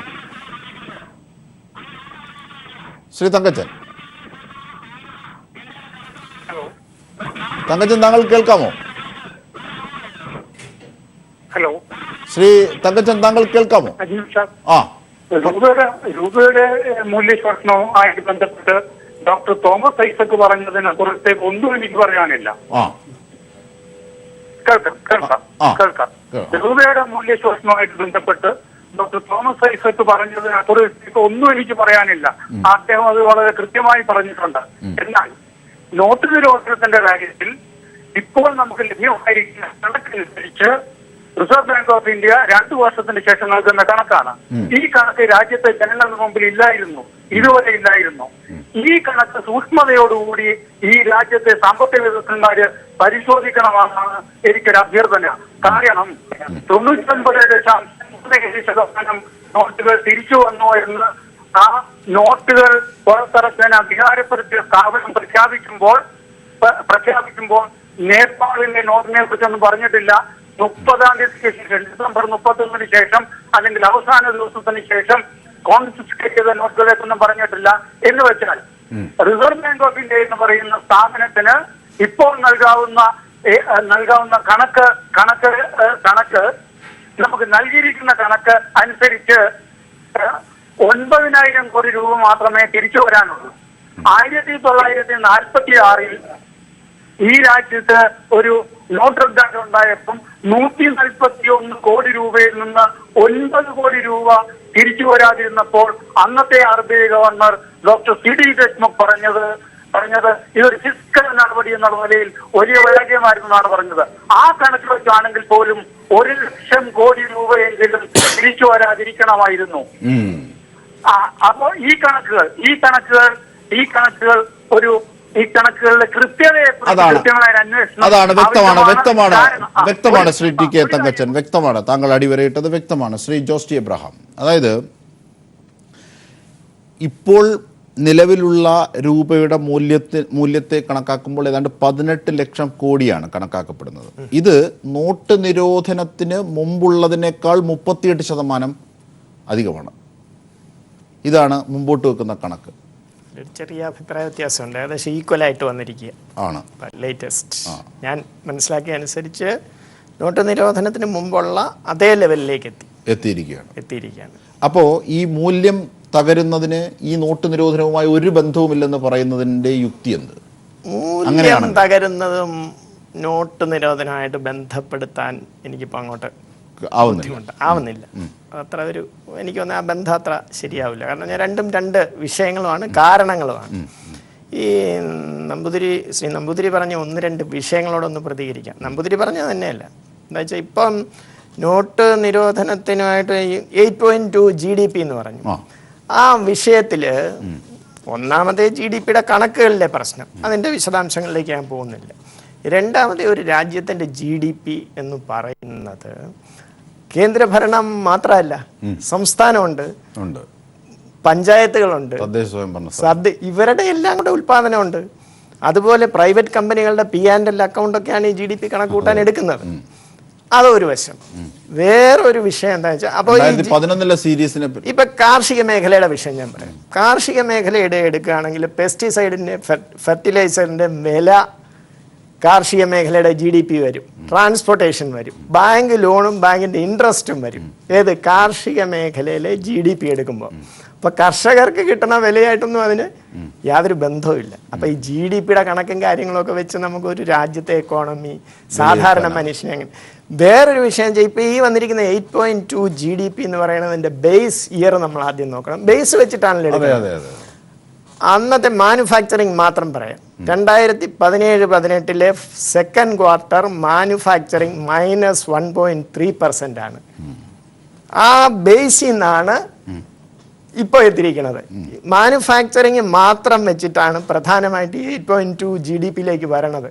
മാനുഫാക്ചറിങ്ങിലെ ഇൻക്രീസ് ഇപ്പൊ കാണിക്കുന്നത് 13% ആണ്. 18-19 സെക്കൻഡ് ക്വാർട്ടർ -1 സ്വാഭാവികമായിട്ട് ഇപ്പം അന്നൊരു 7% ഉണ്ടെങ്കിൽ ഇപ്പൊ അത് 5% മാത്രമേ കാണൂ. ഏറ്റവും കൂടുതലായിട്ട് GST എനിക്ക് അതിനകത്ത് പ്രശ്നമുണ്ട്. ആ ക്വാർട്ടർ എന്ന് പറയണത് GST വരണതിന് തൊട്ടു മുമ്പുള്ള ക്വാർട്ടർ, ഡിമോണിറ്റൈസേഷൻ്റെ ഏറ്റവും എഫക്റ്റ് ഉള്ള ക്വാർട്ടർ. ഇന്ത്യയുടെ GDP 3 വർഷത്തെ ഏറ്റവും താഴ്ന്ന നിലയിൽ നിന്നതാണ് 17-18 സെക്കൻഡ് ക്വാർട്ടർ GDP. ആ GDP നിന്നാണ് ഇങ്ങോട്ടേക്കുള്ള എല്ലാം പെർസെൻറ്റേജ് ആണല്ലോ. ആ ക്വാർട്ടർ ടു ഈ ക്വാർട്ടർ ആണ് ഇൻക്രീസ് പറയുന്നത്. അപ്പൊ അതൊരിക്കലും ഒരു രാജ്യത്തിന്റെ സാമ്പത്തിക വളർച്ചയായി രണ്ടാമത് എനിക്ക് അരുൺ ജെയ്റ്റ്ലിയുടെ വാദം ഉണ്ടല്ലോ, ടാക്സ് ഭയങ്കരമായിട്ട് കൂടി, വാദങ്ങൾ ഇങ്ങനെ മാറി മാറി വന്നുകൊണ്ടിരിക്കുകയാണ്. ആദ്യം ടെററിസം, പിന്നെ ബ്ലാക്ക് മണി, പിന്നെ ഡിജിറ്റൽ ഇപ്പം ഡോക്ടർ ഐസക് തന്നെ പറഞ്ഞു, ഞാൻ അതിനോട് ചേർത്തും പറഞ്ഞു. Digital debit card use 9% കുറഞ്ഞിരിക്കുക. ജനുവരി 18 വരെയുള്ള 9% കുറഞ്ഞു. അതിന്റെ എമൗണ്ടില് 12% കുറവ്. മൊത്തം 84 കോടിയോളം ഡെബിറ്റ് കാർഡാണ് ഇന്ത്യയിലുള്ളത്, 3.5 കോടിയോളം ക്രെഡിറ്റ് കാർഡ്. വരുമാനത്തിന് നിരക്കാത്ത 18 ലക്ഷത്തോളം പേരെ ഈ ടാക്സ് പേയിങ്ങിലേക്ക് കൊണ്ടുവരാൻ അതാ ഞാൻ പറയാൻ വന്നേ. സാധാരണഗതിയിൽ ഇന്ത്യയുടെ ഡയറക്റ്റ് ടാക്സിന്റെ വളർച്ച 10-11%. ഇപ്പൊ അരുൺ ജെയ്റ്റ്ലി എടുത്തിരിക്കണ കണക്ക് 17% വർധനവ് വന്നതാണ്. പക്ഷേ ഈ ടാക്സ് വർധനവ് പല ഘട്ടങ്ങളിലും 2011-12 18% വളർന്നിട്ടുണ്ട്. അന്നെന്താണെന്ന് ചോദിച്ചു കഴിഞ്ഞാൽ ഡയറക്റ്റ് ടാക്സിൻ്റെ പെർസെൻറ്റേജിൽ വർധനവ് വരുത്തുമ്പോൾ, ഡയറക്റ്റ് ടാക്സിൻ്റെ കാൽക്കുലേഷനിൽ വ്യത്യാസം വരുമ്പോൾ, പെർസെൻറ്റേജ് വ്യത്യാസം വരുമ്പോൾ അതിനെടുക്കണ ബേസ്. അപ്പോൾ ഈ അരുൺ ജെയ്റ്റ്ലി പറഞ്ഞിട്ടുള്ള കണക്കുകൾ കറക്റ്റായിട്ട് ഒരു 10 വർഷത്തെ എടുക്കുകയാണെങ്കിൽ കാണാൻ പറ്റും ഈ പറയണ വലിയ സംഭവമൊന്നും ഡിമോണിറ്റൈസേഷൻ കൊണ്ടൊന്നും ഉണ്ടായെന്നുള്ള വാദം മൊത്തം പൊള്ളയാണത്. അത് കൃത്യമായിട്ട് കണക്കുകൾ വെച്ച് നമുക്ക് ഇതൊന്നും നമ്മളൊരു വാദത്തിന് വേണ്ടിയോ ഒന്നും പറയണതല്ല, വസ്തുതകളുടെ അടിസ്ഥാനത്തിലാണ്. അതായത് കണക്കുകളുടെ അടിസ്ഥാനത്തിൽ സാമ്പത്തിക വിദഗ്ധർ പറയുമ്പോൾ അതിന് പുറത്തുള്ള ഒരു രാഷ്ട്രീയത്തെ നമുക്ക് ചർച്ച ചെയ്യേണ്ടതുണ്ട്. സാധാരണക്കാരൻ 100 കണക്കിന് പേരാണ് കുഴഞ്ഞു വീണ് മരിച്ചത്. സാധാരണക്കാരൻ്റെ ഒട്ടേറെ വ്യവസായമാണ് റീഒക്കുപ്പ് ചെയ്യാനാകാത്ത വിധം പൊലിഞ്ഞു പോയത്. അപ്പോഴാണ് രൂപയുടെ മൂല്യത്തകർച്ച, പെട്രോളിൻ്റെ വിലവർധനവ് ഇതൊക്കെയാകുന്നത്. ഇതിനെ എങ്ങനെയാണ് രാഷ്ട്രീയമായ ഒരു മറുപടിയായി കാണാവുന്നത്? PM സുരേഷ് ബാബു സൂചിപ്പിച്ചതിൻ്റെ തുടർച്ചയായി അദ്ദേഹം PM സുരേഷ് ബാബു സൂചിപ്പിച്ചതിൻ്റെ തുടർച്ചയായിട്ടാണെന്നതിൽ അദ്ദേഹം സ്വർണത്തിൽ പിടിച്ചാണ് തുടങ്ങിയത്. അങ്ങനെയാണെങ്കിൽ ചന്ദ്രശേഖർ പ്രധാനമന്ത്രിയായിരുന്നപ്പോൾ ഉള്ള കാലത്തിൻ്റെ അവസ്ഥ ഇപ്പോഴുണ്ടോ എന്ന് ഒന്ന് പരിശോധിക്കേണ്ടതായിട്ടിരിക്കുക. അത് ഞാൻ സുരേഷ് ബാബുവിന് തന്നെ തിരിച്ചു വിടുകയാണത്. പക്ഷേ ഒരു കാര്യം എനിക്ക് ഉറപ്പായിട്ടറിയാം, ഒരു 10-40 വർഷത്തിലേറെയായി സാമൂഹ്യ രാഷ്ട്രീയ രംഗത്ത് പ്രവർത്തിക്കുന്ന ഒരാളെന്ന നിലയിൽ, പ്രത്യേകിച്ച് ഏറ്റവും സാധാരണക്കാരായ ദലിതരുടെ പ്രവർത്തിക്കുന്ന ഒരാളെന്ന നിലയിൽ, സാധാരണക്കാരൻ്റെ ജീവിതമൊക്കെ ദേശീയ അടിസ്ഥാനത്തിൽ തന്നെ വളരെ മോശമാണ്. അവരുടെ വളർച്ചാ നിരക്ക് BJP അധികാരത്തിൽ വന്നതിന് ശേഷം താഴോട്ട് പോയിട്ടേ ഉള്ളൂ. അവർക്ക് വ്യക്തമായ ഒരു സാമ്പത്തിക നയമില്ല. അതുകൊണ്ടാണ് ഇതിൻ്റെ എല്ലാം ക്ഷണിച്ചു വരുത്തിയതാണ്. ഉദാഹരണത്തിന് പഞ്ചവത്സര പദ്ധതികൾ നിർത്തലാക്കി, പ്ലാനിംഗ് കമ്മീഷൻ പിരിച്ചുവിട്ടു, അതിന് പകരം നീതി ആയോഗ് കൊണ്ടുവന്നു. ഇതിൻ്റെ ഒന്നും ഫലമായിട്ട് ഒരു വ്യത്യാസവും സാധാരണ ജനങ്ങളുടെ ഇടയിൽ ഉണ്ടായില്ല. നോട്ട് നിരോധനത്തിലൂടെ പുതിയ നോട്ട് അച്ചടിക്കുന്നതിനും അനുബന്ധ ചെലവുകൾക്കും മാത്രമായിട്ട് 30,000 കോടി രൂപ ചിലവായത്. നമ്മുടേത് കേരളത്തിൻ്റെ 2017-18 നമ്മുടെ പദ്ധതി വിഹിതം തന്നെ, കേരളത്തിൻ്റെ പദ്ധതി വിഹിതം തന്നെ ഈ 30,000 കോടി രൂപ വരും. അപ്പോൾ ഒരു സംസ്ഥാനത്തിൻ്റെ, കേരളം പോലൊരു സംസ്ഥാനത്തിൻ്റെ പദ്ധതി വിഹിതത്തിൻ്റെ അത്രയും പണം ഈ നോട്ട് പ്രിൻ്റ് ചെയ്യുന്നതിനും അത് വിതരണം ചെയ്യുന്നതിനും മാത്രമായിട്ടായി. പിന്നെ ഈ 2000-ൻ്റെ നോട്ട് അടിച്ചപ്പോൾ ഉണ്ടായ ATM ഒക്കെ പുതിയ രീതിയിൽ സംവിധാനം ചെയ്യുന്നതിന് വേണ്ടി വേറെ കോടാനുകോടികളാണ്. വലിയ സാമ്പത്തിക ബാധ്യതയാണ് ഉണ്ടായത്. ജനങ്ങൾക്ക് കൂടുതൽ ദുരിതമാണ് ഉണ്ടാക്കിയത്, പ്രയാസങ്ങളാണ് ഉണ്ടാക്കിയത്. റജി ലൂക്കോസ്, താങ്കൾ ലൈനിലുണ്ടോ? കേൾക്കാം.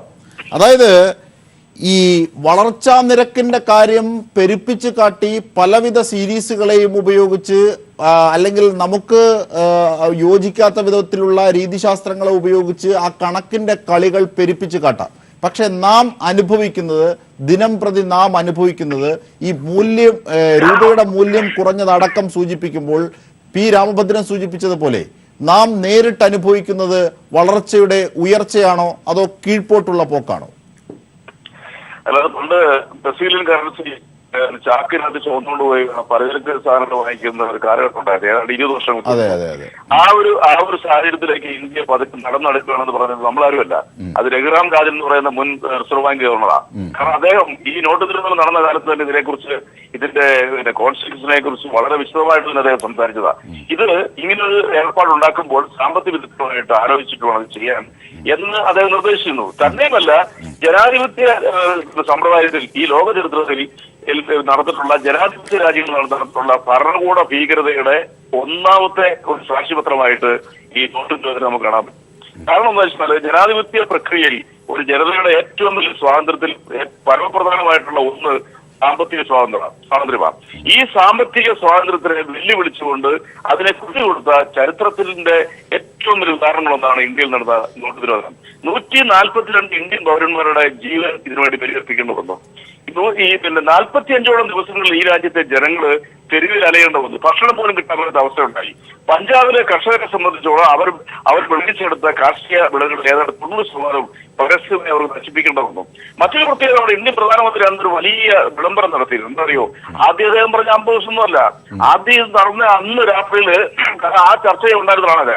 അന്ന് രാത്രി അദ്ദേഹം ഈ രാജ്യത്തോട് പറഞ്ഞത് 3 ദിവസം കൊണ്ട് ഏറ്റവും എല്ലാം റെഡിയാവും, ഒരു പ്രശ്നമില്ലെന്നാണ് പറഞ്ഞത്. അത് കഴിഞ്ഞത് 50 ദിവസം.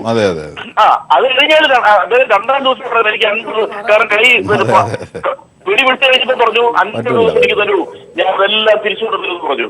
ഒരു ഇന്ത്യൻ പ്രധാനമന്ത്രിയുടെ സ്ഥാനത്തിരിക്കുന്ന ഒരു വ്യക്തിക്ക് ഈ രാജ്യം കഴിഞ്ഞ 7 പതിറ്റാണ്ടുകളായി അനുഭവിക്കുന്ന സ്വാതന്ത്ര്യത്തെ വെല്ലുവിളിക്കാൻ എന്ത് അവകാശമാണുള്ളത്? തന്നെയൊന്നും ഇത് അത് എന്തിനു വേണ്ടിയിട്ടാണെന്നാണ് നോട്ട് നടത്തിയത്. 2 കാരണങ്ങളുണ്ട്. ഒന്ന്, 12ഓളം വരുന്ന കോർപ്പറേറ്റുകളെ അവരുടെ കള്ളപ്പണങ്ങൾ സംരക്ഷിക്കാൻ വേണ്ടിയും അവരുടെ കള്ളപ്പണത്തിനോട് തന്നെ ഈ രാജ്യത്തെ വലിയൊരു കോർപ്പറേറ്റ് സംവിധാനത്തെ സംരക്ഷിക്കാനായിട്ട്. അതാണ് ശ്രീ PM സുരേഷ് ബാബു, റജി ലൂക്കോസ് സൂചിപ്പിച്ചത് ശരിയാണ്. ഈ ലോക മഹായുദ്ധങ്ങളുടെ ഒക്കെ കാലത്ത് രൂപപ്പെട്ടതുപോലെ ട്രക്കിൽ അകത്ത് പൈസ കൊണ്ടുപോയി പോക്കറ്റിൽ സാധനം വാങ്ങി തിരിച്ചു വരുന്നൊരവസ്ഥ, മൂല്യത്തകർച്ചയുടെ ഏറ്റവും ഉദാത്തമായ ഉദാഹരണത്തിലേക്കാണ് രാജ്യം പോകുന്നതെന്നാണ് അദ്ദേഹം വരച്ചു കാട്ടിയത്. ശ്രീ PM സുരേഷ് ബാബു.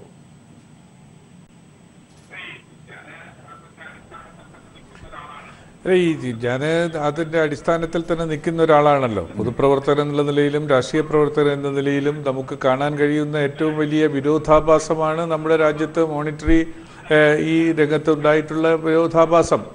എന്ത് കാരണത്തിലാണ്, എന്ത് കാര്യത്തിലാണ്? അന്ന് പറഞ്ഞിരുന്നത് മുഴുവൻ ഈ രാജ്യത്തെ അതിർത്തി പ്രദേശങ്ങളിൽ കുഞ്ഞുങ്ങൾ 500 രൂപയുടെ നോട്ട് കൊടുത്താൽ ഒരു കല്ലെറിയും. ആ കല്ലെറിയൽ അവസാനിപ്പിക്കണം. കല്ലെറിയിലാണ് പാകിസ്ഥാനുമായിട്ടുള്ള കാശ്മീരിലെ അതിർത്തി പ്രശ്നങ്ങളിലുള്ള കാര്യം. രണ്ട് പറഞ്ഞിരിക്കുന്നത് നാട്ടിലെ കള്ളപ്പണം വെളിപ്പത്ത് കൊണ്ടുവരണം. നാട്ടിൽ ധാരാളം കള്ളപ്പണമുണ്ട്. കഴിഞ്ഞ കാലഘട്ടങ്ങളിലുള്ള കള്ളപ്പണമൊക്കെയാണ് പുറത്തു കൊണ്ടുവരേണ്ടത്. അതിനുവേണ്ടിയാണിത് എന്ന് സാധാരണക്കാരായ കുറേ ജനങ്ങൾ അത് വിശ്വസിച്ചു. ഇപ്പോൾ എത്രയാ വന്നിരിക്കുന്നത്? 99.3% നോട്ടുകളും തിരികെ വന്നിരിക്കുന്നു എന്ന് പറഞ്ഞാൽ അന്ന് ആ കാലഘട്ടത്തിൽ നിലനിന്നിരുന്ന നോട്ടുകളിലൊന്നും കള്ളപ്പണം ഉണ്ടായിരുന്നില്ല. 0.7% തന്നെ അതിൻ്റെ മടങ്ങി വരാത്ത നോട്ട് കിടക്കുകയാണ്. അത് പലരും പലയിടങ്ങളിലൊക്കെ വെച്ചിട്ട് മറന്നുപോയിട്ടുള്ള കാര്യങ്ങളൊക്കെയാണ്. അത് കള്ളപ്പണമായി ഇപ്പം ആരും എടുക്കേണ്ടുന്നൊരു കാര്യമില്ല. ഈ കാര്യത്തിനോട് ഗവൺമെൻറ് എടുക്കുന്ന പ്രതികരണം, ഞാൻ നേരത്തെ സൂചിപ്പിച്ച ഒരു കാര്യത്തിൽ വളരെ ഗൗരവമായ ഒരു പരിചിന്തനം ഉണ്ടാകേണ്ടതാണ്. ഏത് ഫോറമാണ്, ഏത് കേന്ദ്ര ക്യാബിനറ്റ് തീരുമാനിച്ചിട്ടുണ്ടോ? റിസർവ് ബാങ്ക് ഉണ്ടോ? രഘുറാം രാജന്റെ ഭാഗത്തു നിന്ന് നമ്മൾ കേട്ടത് അതാണ്. ഞങ്ങളൊന്നും അറിയില്ല. കറൻസിയെയും പണത്തെയും റെഗുലേറ്റ് ചെയ്യുന്നത് നമ്മുടെ റിസർവ് ബാങ്കാണ്. അത് നിസ്സാരപ്പെട്ട സംഗതിയല്ല. അതൊരു ഭരണഘടനാ സ്ഥാപനമായിട്ട് നമ്മൾ കാണേണ്ടതാണ്. അപ്പോൾ അത്തരം സ്ഥാപനങ്ങളെയൊക്കെ ഒഴിവാക്കി ഒരു ടെലിവിഷൻ ചാനലിലൂടെ രാജ്യത്തിൻ്റെ സാമ്പത്തിക ഘടനയെ മുഴുവൻ കൂപ്പുകുത്തിച്ച ഒരു ഭരണകൂടത്തിന് ഇപ്പോൾ 99.3% നോട്ടുകളും തിരികെ വന്നപ്പോൾ ജനങ്ങളോട് മാപ്പ് പറയേണ്ടുന്നൊരവസ്ഥയാണുള്ളത്. എനിക്കിങ്ങനെ ഒരു അബദ്ധം അതിനുള്ള താങ്കളുടെ മറുപടിയിലേക്ക് എത്താം. ആ തീർത്ത വൈരുദ്ധ്യങ്ങൾ എങ്ങനെയാണ് കൂട്ടിമുട്ടുന്നത്? അഭിപ്രായങ്ങളുടെ വൈരുദ്ധ്യം, കണക്കുകൾ വിടുക, അഭിപ്രായങ്ങളുടെ വൈരുദ്ധ്യം എങ്ങനെയാണ് കൂട്ടിമുട്ടുന്നതാണ് PM സുരേഷ് ബാബു മുമ്പോട്ട് വെച്ചത്. അതിലേക്ക് എത്താം ഒരു ചെറിയ ഇടവേളയ്ക്ക് ശേഷം. അതായത് ശ്രീ നമ്പൂതിരി, ഇവരൊക്കെ ചോദിക്കുന്നത് ഇതാണ്. ആദ്യം സർജിക്കൽ സ്ട്രൈക്കിന്റെ കാര്യം, അല്ലെങ്കിൽ അത് സൂചിപ്പിക്കുന്നു ഭീകരവാദത്തെ നേരിടാനാണെന്ന്. പിന്നീട് പറയുന്നു ഇത് ഭീകരവാദികളുടെ സാമ്പത്തിക സ്രോതസ് പിടിച്ചെടുക്കാനാണെന്ന്. പിന്നീട് പറയുന്നു ഇത് രാജ്യത്തിൻ്റെ സമഗ്രമായ വളർച്ചയിലേക്ക് പോകാം, കള്ളപ്പണവും കള്ളനോട്ടും അടക്കം നമ്മുടെ ഇന്ത്യയിൽ നിന്ന് തുടച്ചു നീക്കാനാകുമെന്ന് പറയുന്നു. ഏറ്റവും ഒടുവിൽ പറയുന്നു അത് ഡിജിറ്റൽ മണിയുടെ കാര്യമാണെന്ന്. ഈ വ്യക്തതയില്ലായ്മയുടെ മാറ്റിപ്പറച്ചിലുകൾ വൈരുദ്ധ്യമായി ഉള്ളപ്പോഴാണ് ഇത്തരത്തിൽ ഇത് കണക്ട് ചെയ്തില്ലായിരിക്കാം. സാമ്പത്തിക വിദഗ്ധർ സൂചിപ്പിക്കുന്നത് ശരിയാണെങ്കിൽ ഈ നോട്ട് നിരോധനവും അല്ലെങ്കിൽ രൂപയുടെ മൂല്യത്തകർച്ചയും കണക്റ്റഡ് അല്ലായിരിക്കാം. പക്ഷേ അതിലുണ്ടാകുന്ന കണക്ഷൻ ഇതാണ്: എങ്ങനെയാണ് ഈ ഒരു സാമ്പത്തിക അവസ്ഥയിലേക്ക് രാജ്യം പോയത്, അതിന് തീകോരിയിട്ടത് ആരാണ്, അതിന് അവർ പറഞ്ഞ കാരണങ്ങളിലെ വൈരുദ്ധ്യങ്ങൾ എന്താണ്, ആ മാറ്റിപ്പറച്ചിലുകളാണ് ഇതിലെ പ്രധാന പ്രശ്നമായി നിൽക്കുന്നത്. ആ രാഷ്ട്രീയ വ്യക്തതയില്ലായ്മയാണ് ഇപ്പോഴും സമൂഹം അനുഭവിച്ചുകൊണ്ടിരിക്കുന്നതിൽ നിങ്ങൾ പറയുന്ന കാരണം വിശ്വസനീയമല്ലാത്താകുന്നത്. ശ്രീ നമ്പൂതിരി. ഒന്ന് അജിംഷാദെ, എൻ്റെ മുമ്പിൽ നിന്ന് മൈക്ക് മാറ്റുന്നുണ്ടെങ്കിൽ എന്നോടൊന്ന് പറയണം. നിങ്ങൾ വേറൊരാളെ വിളിച്ചത് ഞാൻ കേട്ടില്ലായിരുന്നു. അതുകൊണ്ട് അതൊന്ന് പറഞ്ഞിട്ട് വേണം മാറ്റാൻ. ഞാൻ വെറുതെ പറഞ്ഞുകൊണ്ടിരിക്കണ്ടല്ലോ, കേൾക്കുന്നില്ലെങ്കിൽ. ഇല്ല, അങ്ങനെ പറഞ്ഞിട്ടാണ്. ഒന്ന്, മൂല്യത്തകർച്ചയെക്കുറിച്ച് പറയുമ്പോൾ മൂല്യത്തകർച്ചയെക്കുറിച്ച് പറയുമ്പോൾ ഞാൻ മുമ്പേ സൂചിപ്പിച്ചത് കേട്ടോ എന്ന് അറിയില്ല എനിക്ക്, അതുകൊണ്ടാണ് പറയുന്നത്. 1947 ₹1 എന്ന് പറയുന്ന $1 ആയിരുന്നു. 1 rupee is equal to $1. എങ്ങനെയാ 2013 ആയപ്പോൾ അത് 65 സ്വാഭാവികമായി ഓരോ കാലത്തും അത്തരം വ്യത്യാസങ്ങൾ ഉണ്ടാവും. അതുകൊണ്ട് രൂപയുടെ വിനിമയ നിരക്കിലുണ്ടായ വ്യത്യാസം ഇന്ത്യയിലെ പ്രധാനമന്ത്രിയാകുന്നതിന് മുമ്പ് മോദി പിന്നെന്തിനാണ് പറഞ്ഞത് ബംഗ്ലാദേശും നേപ്പാളിന്റെയും ഒക്കെ രൂപ മൂല്യങ്ങൾ ഇടിയുന്നില്ല, ഇന്ത്യയുടെ മാത്രം ഇടിയുന്നതെന്ന് ഒരു രാഷ്ട്രീയ പ്രഖ്യാപനമായി ഉയർത്തിയതെന്തിനാണ്? അജിൻഷാദെ, നിങ്ങൾ എന്തിനാണ് എന്റെ വാക്കുകൾക്ക് മാത്രം ഡാം കെട്ടുന്നത്? ഇല്ല, എനിക്ക് സമഗ്രമാകാൻ ഞാൻ ആഡ് ചെയ്യുകയാണ്. നിങ്ങൾ ഇടുക്കി ഡാമിലെ വെള്ളം മാത്രം പിടിച്ചു കെട്ടിയാൽ പോരെ, എന്റെ വാക്കുകൾ തുറന്നു വിടൂ. ഒന്ന്, 2014 ശേഷം അന്താരാഷ്ട്ര രംഗത്തുണ്ടായ 4 കാര്യങ്ങൾ. എന്നെ കേൾക്കുന്ന സാമ്പത്തിക വിദഗ്ധരുണ്ടല്ലോ ഇവിടെ. ഇറാന് മേലുണ്ടാക്കിയ ഉപരോധം, പെട്രോളിയം ക്രൂഡ് ഓയിലിന്റെ വില വർധനവ്, തുർക്കിയും അമേരിക്കയും തമ്മിലുള്ള തർക്കത്തിന്റെ പേരിൽ തുർക്കിയിലുണ്ടായ സാമ്പത്തിക തകർച്ച, ചൈനയും അമേരിക്കയും ഇന്ത്യയും അമേരിക്കയും ഉൾപ്പെടുന്ന രാജ്യങ്ങളുമായുള്ള ട്രേഡ് വാർ, ഇന്ത്യയിലെ നിന്ന് അമേരിക്കയിലേക്ക് ഇമ്പോർട്ട് ചെയ്യുന്ന അല്ലെങ്കിൽ ഇന്ത്യയിൽ നിന്ന് എക്സ്പോർട്ട് ചെയ്യുന്ന സാധനങ്ങൾ, ആ ഉൽപ്പന്നങ്ങൾക്ക് നികുതി ഏർപ്പെടുത്തിക്കൊണ്ടുള്ള ട്രേഡ് വാർ, ഇതെല്ലാം ഈ മൂല്യ തകർച്ചയ്ക്ക് കാരണമല്ലേ? അദ്ദേഹം പറയും സാമ്പത്തിക വിദഗ്ധനായ ഒരാൾ അവിടെ ഇരിപ്പുണ്ട്, അദ്ദേഹം പറയുമല്ലോ അത്. അപ്പൊ അതുകൊണ്ട് ഈ വിനിമയ നിരക്കും നോട്ട് നിരോധനവുമായി ബന്ധം, നോട്ട് നിരോധനത്തിന്റെ കാര്യത്തിൽ കേന്ദ്ര സർക്കാർ പറഞ്ഞ ഒരു കാര്യത്തിൽ നിന്നും പുറകോട്ട് പോകുന്നില്ല. കള്ളപ്പണം പിടിക്കപ്പെട്ടിട്ടുണ്ട്. കള്ളപ്പണത്തിന് ഇപ്പോഴും ബാങ്കിൽ വന്ന ഓരോ ഡെപ്പോസിറ്റും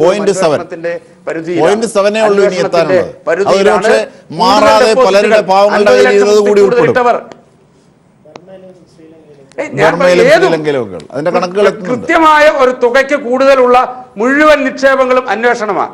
പിന്നെ 33 ഡാമിലെ വെള്ളം നേരാമണ്ണം മാനേജ് ചെയ്യാൻ കഴിയാത്ത ഒരു സംസ്ഥാനത്ത്, 300-ലേറെ ആളുകളുടെ മരണത്തിനിടയാക്കിയ ഒരു സംസ്ഥാനത്ത് ഇന്ത്യയുടെ സാമ്പത്തിക നിലയെക്കുറിച്ചും ആ വെള്ളപ്രളയത്തെക്കുറിച്ചും ഒക്കെ ബന്ധപ്പെടുത്തുന്ന ഈ പൊളിറ്റിക്സ് ഉണ്ടല്ലോ, അത് കേരളത്തിലെ ആളുകൾക്ക് മനസ്സിലാവും. ഈ പ്രളയത്തിൽ തകർന്നവർക്ക് പണമുണ്ടാകണം, അത് ഇവർ രാജ്യത്തിന്റെ ഭാഗമാണ്, ഇവർ രാജ്യത്തിന്റെ ഭാഗമാണ്. ശ്രീ നമ്പൂതിരി, സംഭവിച്ചൊക്കെ സ്വപ്നം കാണാം. താങ്കൾ എന്നെ വേറൊരു വിഷയത്തിന്റെ വെട്ടിലേക്ക് താങ്കൾ വിചാരിക്കേണ്ട. പിടിച്ചു നിർത്താൻ ഭരണകൂടത്തിന് കഴിയും, അതിനുള്ള നടപടികൾ സ്വീകരിക്കും എന്ന് തന്നെയാണ് ഞാൻ പ്രതീക്ഷിക്കുന്നത്. തീർച്ചയായും. ശ്രീ രാമഭദ്രൻ കൂടി പ്രതികരിച്ചതിന് ശേഷം ജോസ് ടി എബ്രഹാമിലേക്ക്. RBIയുടെ 2017-18 വാർഷിക റിപ്പോർട്ടിനകത്ത് പറയുന്നത് ഈ 500-ന്റെയും 1000-ന്റെയും നോട്ട് നിരോധിച്ച് അതിൻ്റെ ഫലമായിട്ട് തിരിച്ചു കിട്ടിയെന്ന് പറയുന്ന 99.3%. ഇതിൽ ഏതാ കള്ളപ്പണം? RBI പറയുന്നില്ല കള്ളപ്പണം പിടിച്ചെടുത്തായിട്ട്. കള്ളപ്പണം എവിടെങ്കിലും ഉണ്ടെങ്കിൽ, എവിടെങ്കിലും ഒളിപ്പിച്ചിട്ടുണ്ടെങ്കിൽ ഇത് അമിത്ഷായുടെ ബാങ്കിലും ഒക്കെയാ, അല്ലാതെ എവിടെ ഈ കള്ളപ്പണം? എൻഫോഴ്സ്മെന്റ് ഡയറക്ടറേറ്റിന്റെ income tax department enforcement directorate ആണോ? RBIയുടെ കാര്യമാണ് ഞാൻ പറയുന്നത്. സാമ്പത്തിക കാര്യങ്ങളിൽ ബാങ്കുകളുമായി ബന്ധപ്പെട്ട് സാമ്പത്തിക കാര്യങ്ങളിൽ എൻഫോഴ്സ്മെന്റ് ആണോ പറയുന്നത്, RBI ആണോ പറയുന്നത്? RBIയുടെ 2017-18 വാർഷിക റിപ്പോർട്ടിൽ രാജ്യത്ത് 500-ന്റെയും 1000-ന്റെയും നോട്ടുകളിലായി 15.44 ലക്ഷം കോടി രൂപ വിതരണത്തിനുണ്ടായിരുന്നു എന്നും ഇതിൽ 15.28 ലക്ഷം കോടി രൂപ തിരിച്ചെത്തിയെന്നുമാണ്. ശരി, RBIയുടെ report Shri Jose T Abraham, P രാമഭദ്രനും ഒപ്പം PM സുരേഷ് ബാബുവും സൂചിപ്പിച്ച ഒരു കാര്യമുണ്ട്. അതായത് നിങ്ങൾ പറഞ്ഞ പല കാരണങ്ങളും നിങ്ങൾ മാറ്റി പറഞ്ഞു, പക്ഷേ ദുരിതങ്ങൾ ഞങ്ങൾക്ക് അതിനേക്കാൾ കൂടുതലായി ഇപ്പോൾ ഞങ്ങളുടെ മുമ്പിലുണ്ട്. അതാണ് ഒരു സാധാരണക്കാരൻ്റെ നിഷ്കളങ്കമായ പ്രതികരണം. അതായത് മോദി ഭരിക്കാത്തപ്പോൾ ഇന്ത്യൻ ഭരണാധികാരികളുടെ കുറ്റം, രൂപയുടെ മൂല്യമിടിഞ്ഞാൽ അല്ലെങ്കിൽ സാമ്പത്തിക പ്രശ്നങ്ങൾക്ക്, മോഡി ഭരിക്കുമ്പോൾ അത് ഉണ്ടാക്കുന്ന ഇത്തരത്തിൽ കൃത്രിമമായി പോലും മനുഷ്യനിർമ്മിതമായി പോലും ഉണ്ടാക്കിയ ഡിമോണിറ്റൈസേഷൻ അടക്കമുള്ളവയുടെ ഫലമായി വരുന്ന സാമ്പത്തിക പ്രശ്നങ്ങളെ അത് ആഗോള വിപണിയെ ചാരുകയാണ്. ഇറാന്റെ പ്രശ്നം, തുർക്കിയുടെ പ്രശ്നം, ചൈനയുടെ പ്രശ്നം, അമേരിക്കയുടെ പ്രശ്നം, അതിനെന്തെങ്കിലും സാധ്യതയുണ്ടോ? BJPയുടെ ആ വാദത്തിന് എന്തെങ്കിലും സാധ്യതയുണ്ടോ? വിഷയമുണ്ടല്ലോ, അത് ഞാൻ പറയാൻ വന്നു, ഇടയ്ക്ക് ഒന്ന് ഇടപെടാൻ നോക്കിയത്. പെട്ടെന്ന് വിഷയം എന്താണ്? ഇറാനുമായിട്ടുള്ള പ്രശ്നം എന്താ? ഇറാനിൽ നിന്ന് ആരാ ഓയിൽ ഇറക്കുമതി തടയാൻ ഇന്ത്യയോട് പറഞ്ഞത്? അമേരിക്കയാണ്. നയത്തിന്റെ പ്രശ്നമല്ലേ, അവിടല്ലേ രാഷ്ട്രീയം വരണത്, അവിടല്ലേ രാഷ്ട്രീയം വരണത്. ഇറാനിൽ നിന്ന് നട്ടെല്ലോടുകൂടി ഓയിൽ ഇറക്കുമതി ചെയ്യണ്ടേ? ചൈന, യൂറോപ്പ് പോലും എന്താ ചെയ്യുന്നത്? അമേരിക്കയുടെ നടപടികളെ ശക്തമായിട്ട് നേരിട്ടുകൊണ്ടല്ലേ അവർ പോകുന്നത്. ചൈനയും റഷ്യയുമായിട്ടൊക്കെ ബന്ധങ്ങൾ അവർ സ്ഥാപിച്ചുകൊണ്ടിരിക്കുകയാണ്. റഷ്യയും യൂറോപ്പുമായിട്ടുള്ള ഓയിൽ ലിങ്കുകൾ സ്ഥാപിച്ചുകൊണ്ടിരിക്കുകയാണ്. അമേരിക്ക എന്നുള്ള ഓയിൽ ഇറക്കുമതി കുറച്ചുകൊണ്ടിരിക്കുകയാണ്, യൂറോപ്പും ചൈനയും ഒക്കെ. ഇന്ത്യ എന്താ ചെയ്യുന്നത്? ഇറാനിൽ നിന്ന് കുറഞ്ഞ വിലയ്ക്ക് മേടിക്കാതെ അമേരിക്കയിൽ നിന്ന് കൂടിയ വിലയ്ക്ക് മേടിക്കുക. സ്വാഭാവികമായിട്ട് ഒരു ബാരൽ ഡോളറിന് $1 വ്യത്യാസം, ഓയിലിന് വ്യത്യാസം ഉണ്ടാകുമ്പോൾ 5300 കോടിയാണ് ഒരു ദിവസം ഇന്ത്യക്ക് നഷ്ടം വരുന്നത് ഓയിൽ ഇറക്കുമതി കൊണ്ട്. ഈ ഇറാനിൽ നിന്ന് ഇറക്കാതെ അമേരിക്കയിൽ നിന്ന് ഇറക്കുന്നത് കൊണ്ട്. അതല്ലേ അതിനകത്ത് വിദേശ നയത്തിന്റെ പ്രശ്നമല്ലേ? അമേരിക്കയിൽ പോയി നിന്നാ ശരിയാവൂലല്ലോ. നമ്മുടെ നട്ടലോടുകൂടി നയങ്ങൾ എടുക്കണം, നയങ്ങൾ തീരുമാനിക്കണം, സ്വാതന്ത്ര്യവും സംരക്ഷിക്കണം തരത്തിലുള്ള നയങ്ങൾ എടുക്കണ്ടേ? തീർച്ചയായും ഒരു സാമ്പത്തിക തകർച്ചയോ അല്ലെങ്കിൽ ഒരു സാമ്പത്തിക മേൽക്കൈയോ ഉണ്ടാകുന്നത് കേവലം യാദൃശ്ചികളിൽ നിന്നല്ല നമ്പൂതിരി, അല്ല. അതിന് കൃത്യമായ നയങ്ങൾ ഉണ്ടാകണം, അതിന് കൃത്യമായ രാഷ്ട്രീയം ഉണ്ടാകണം. ഉൾക്കരുത്തുണ്ടെങ്കിൽ മാത്രമേ ഇതൊക്കെ സുഭദ്രവും സുതാര്യവുമായി മുന്നോട്ട് പോകാനാകൂ. ഈ സാമ്പത്തിക തകർച്ചയുടെ മുഴുവൻ ബാധ്യതയും ആഗോള വിപണിയെ ചാരാതെ ഇതിന് ഉത്തരം പറഞ്ഞേ മതിയാകൂ കേന്ദ്ര സർക്കാർ എന്നാണ് ചർച്ചയെ ക്രോഡീകരിക്കുമ്പോൾ പറയാനാകുന്നത്. ചർച്ചയിൽ പങ്കെടുത്തവർക്കൊക്കെ നന്ദി.